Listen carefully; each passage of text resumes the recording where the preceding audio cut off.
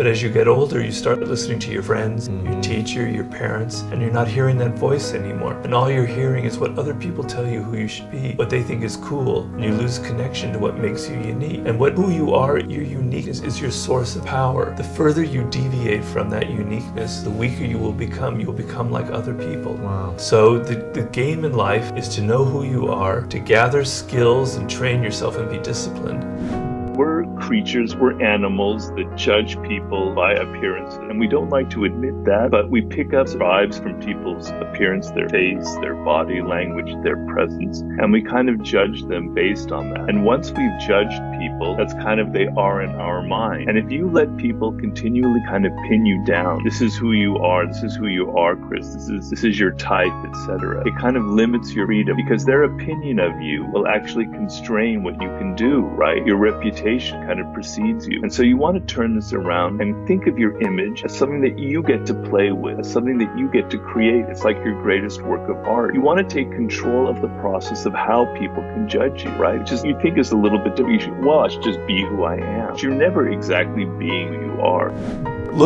You're not paying attention to people's body language is another thing. So as an observer, as a good listener, you're not just hearing their words, you're looking at their eyes, their facial expressions. I have a chapter on that, how to differentiate between the fake smile and the genuine smile. Wow. And it's very real. You know, a real smile lights up the whole face. It alters how the eyes look. You want to see when you've hit something like that, or when you've done the opposite. You get that kind of scowling micro expression, right?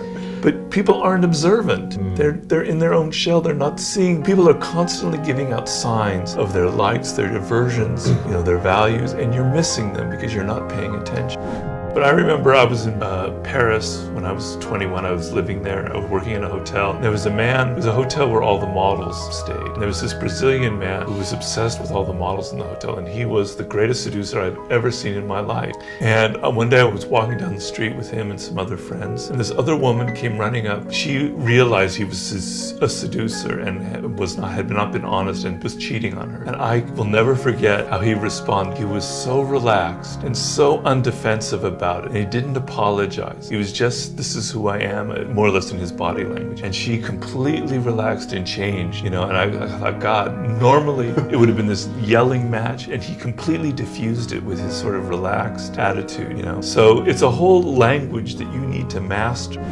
You're trying so hard to get something, and the effort is actually kind of messing you up, right? Kind of getting in your way. Like in a seduction setting, if you're so nervous and you just really, really want to please that woman that you want to seduce, and that's all your energy is going into, you're going to give off vibrations that are going to be kind of off-putting. You're trying too hard. Your intention is too obvious. But if you kind of let go, it's more a process of letting go inside of yourself, and not in realizing that by letting go, oftentimes when I'm blocked in my writing, I'm trying too hard. I take a step back and I relax and I listen to some great music or watch some football on television. Suddenly the idea comes to me because I let go of that inner tenseness that had kind of enveloped